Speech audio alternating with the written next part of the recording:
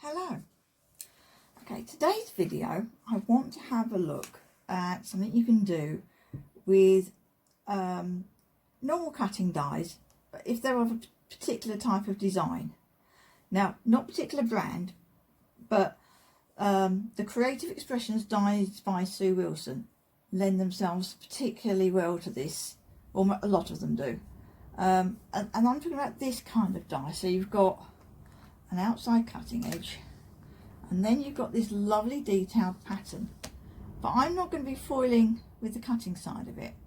I'm going to turn it over and foil that side of it. So there's that one, and if I can find the names of the dies I'm using, I will put them in the video description. But some of them are quite old, so you might not be able to get them, but you might already have some of these die sets or some similar die sets. And my videos are about giving you ideas for using things you might already have. So there's that one, and then I've got another 3 sets here. Well, most of another 3 sets. This one's actually I've set up ready to foil the centre part, so I'll show you that in a minute. This one, this outer edge, I'll bring it right up to the camera, has got raised parts on it. Now this hasn't been designed to be a foiling plate. It's designed just to deboss a pattern into your card. But I foiled with it. Okay, I've got a couple of bits that are a little bit patchy, but I'm going to be putting poinsettias and all sorts of things on this to make a Christmas card. So the bits that aren't quite perfect will never be seen. Okay, so there's that, but then there's also this inner part that I'm going to turn over and foil with. Okay, so you can do that. And then I've got here a card I made very recently. So there's this card. Now, what I've done, and I can't lift it up to show you, is I've foiled using the back of the die, and I used, let me zoom the camera in. You can get a really close look. I used a very glittery silver foil, and I decided that it was just too much bling to leave all that showing. So then what I've done is I've cut the dies it would normally be cut and put it over the top, so I've got like a sparkly drop shadow on my die cut. Let's see if I can get the camera to focus better on that. There you go. So yes, that's a lovely effect. So I've foiled with the die I'm going to be doing my sample with today, so you get that kind of thing. Go back to normal. So you get this, so it's a slightly thicker line than you'd get from the die cut, which is why if you want to still put the die cut over the top, you get the shadow foiling behind it, which is a great effect, or you might want to just use it foiled. So that's where we're heading. I've also tried this out on some other cardstock, because this is a lovely pearlescent cardstock, and I do find it foils beautifully. I've tried some other cardstock. I tried a thinner pearl cardstock, and it's not foiled as well. I've got patchy bits sort of top and bottom, so didn't work quite so well on that card. It's a very thin card, that it's almost a thick paper. So then I just tried on some plain white. I did have to roll it quite a few times, but I got a better foiling on that. Again, 1 or 2 patchy bits, but there'll be, you know, flowers and die cuts and all sorts of things going on top of this, so you won't see all the foiling. It'll be easy to cover the bits that are missed. And then the inner part of that die, which I've actually got taped down on some card there with some foil ready to use, go there, so you can still get your dimension, but you haven't got lots of fiddly bits of die cut to stick down to get the pattern. Okay, so this is the card I'm making. So I've matted and layered, and I've just picked up some papers from my stash of 12 by 12 papers, and matted and layered that.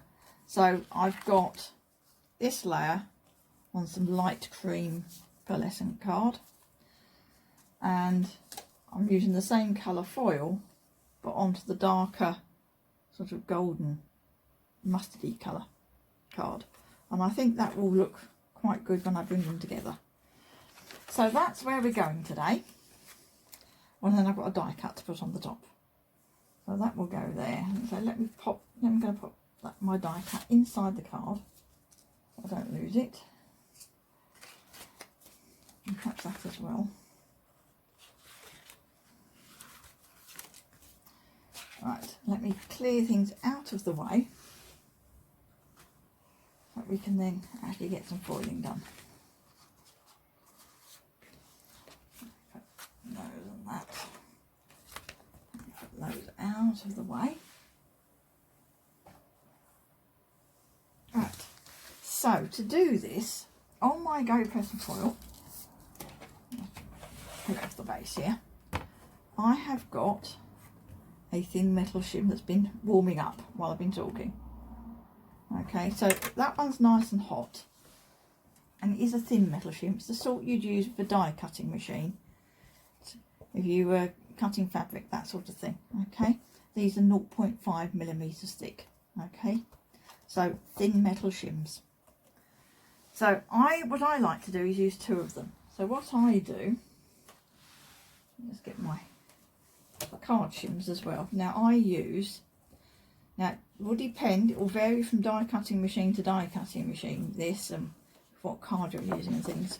But I've got 2 A4 sheets of 250 GSM card folded in half, so that gives me 4 layers. So that's equivalent to 4 card shims.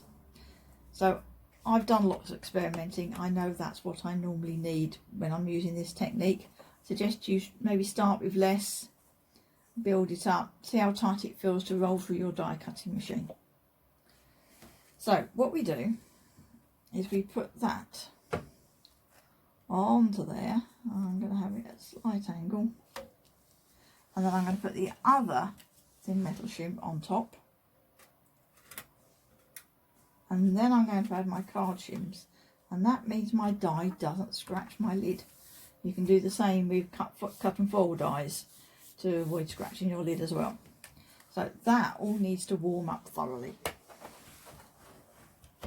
So I'd already heated the GoPress Foil and the thin metal shim, but now I need to heat the die before I foil. I'm just going to put a weight up there. My lid tries to tip up, so while I'm talking I'll just hold it down. Let me talk about gold foil. So I mostly use Couture Creations foils. I've got some other foils, but a lot of my foils are Couture Creations. So their gold foils actually come in at least 5 varieties, but the shiny ones, there are 3. I don't know if the camera's going to pick up the difference. Let me try and put them in order. So this one here is the gold foil light mirror finish. It's a pale gold. And then you've got, make sure I've got the right one, gold foil mirror finish, and that's a medium gold. And then you've got a really rich gold one, which is described as gold foil warm mirror finish. So if you're buying gold foil, particularly if you need it to match with something you've already been doing, make sure you know which one you're buying. They're all lovely. I really like the pale. I use that an awful lot, but I do use all the others. And then in addition to that, you've got things like your sparkly gold foil, which is kind of the medium one with flecks of the darker and lighter in it. And then you've got things like the gold foil vintage matte finish, which again is it's basically I think the same colour as the medium one, but it's sort of a satin finish. Okay, so gold foils, yeah, do make sure you know what you're buying, because it's great to have variety, but it can be a bit confusing. So my GoPress Foil has been warming up, so now I need to roll it through my die cutting machine. So let me just rotate the camera a bit. Let me move that out of the way. Okay, so sliding this off the base.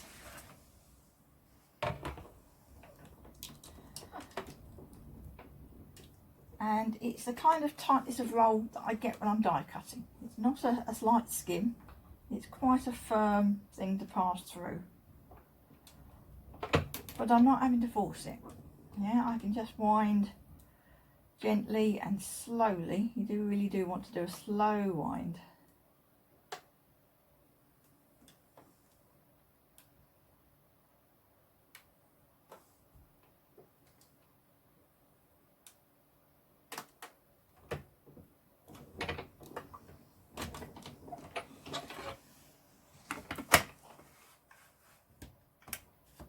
Okay, I'm just going to turn the camera slightly so you can see what I'm doing now.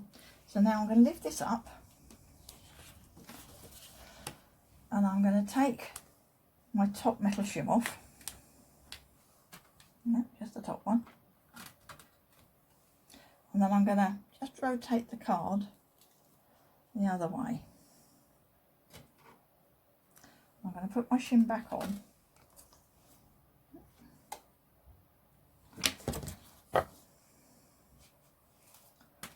Put those back in. Now, nothing's had any time to cool down, so it's at temperature, so I'm just going to roll it again.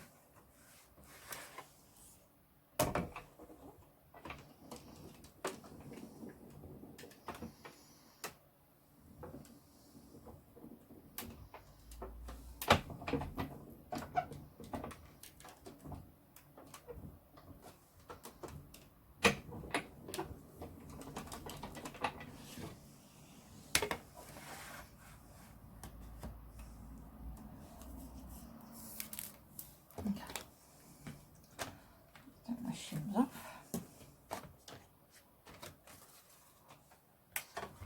Okay, so the reason I did that is because it's a bit like when you've got a very detailed die, and you rotate it in your die cutting machine.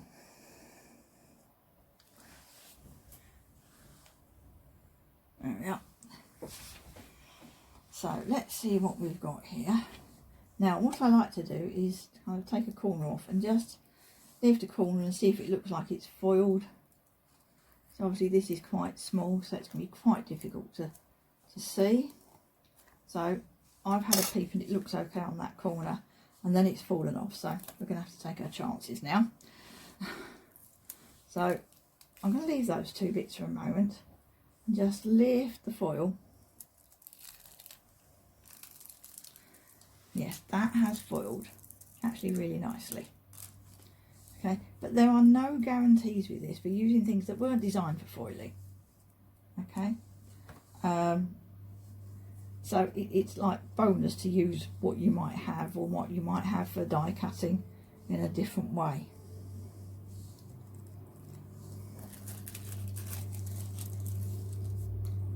It cuts through the tape because it's got the cutting edge up. Okay, so that's what I've got from my foiling. So very pretty panel.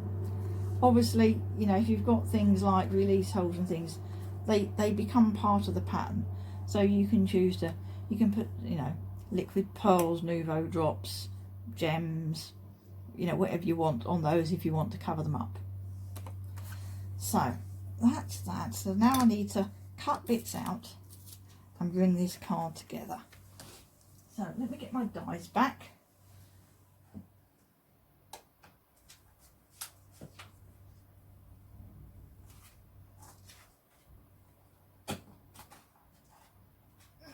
Oh, sorry about that. Right. So this one can now come here. Now do tape it in place and try to tape so you're not taping on your foil.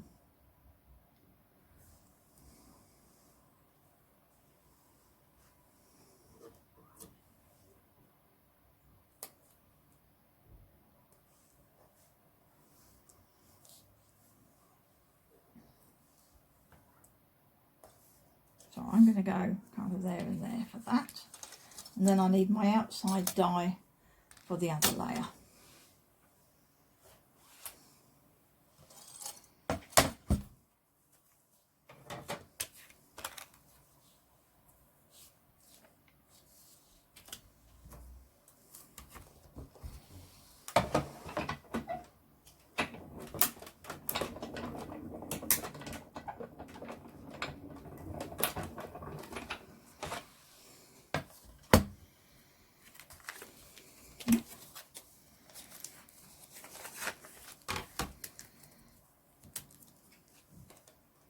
I like to keep a piece of paper on here to protect my die from my die cut from scuffs.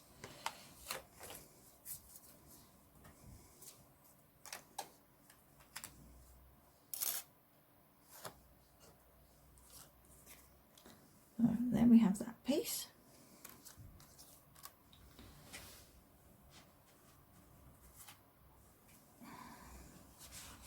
Now I've got the bottom layer.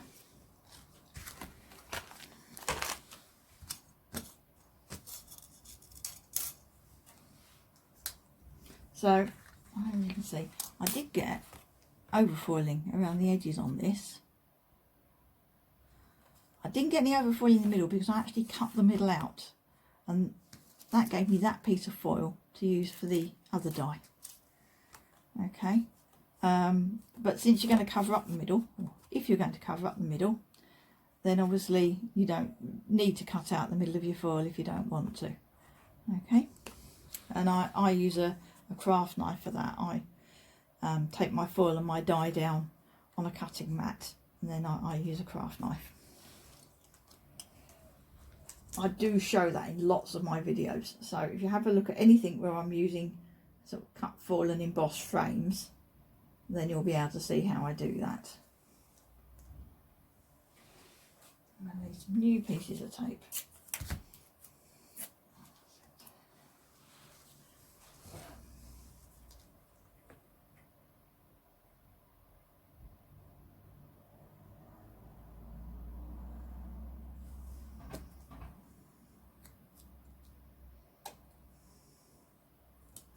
And again, try and keep your tape off the foil, because it really can spoil the finish, especially if it gets pressed onto it through a die cutting machine.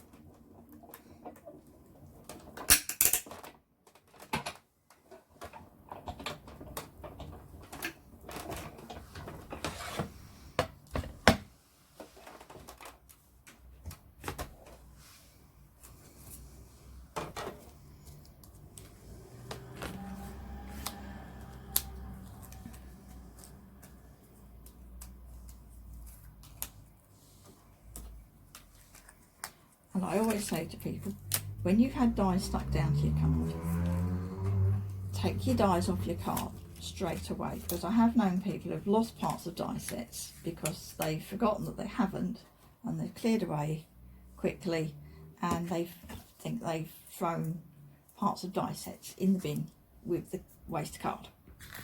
So, don't want that to happen.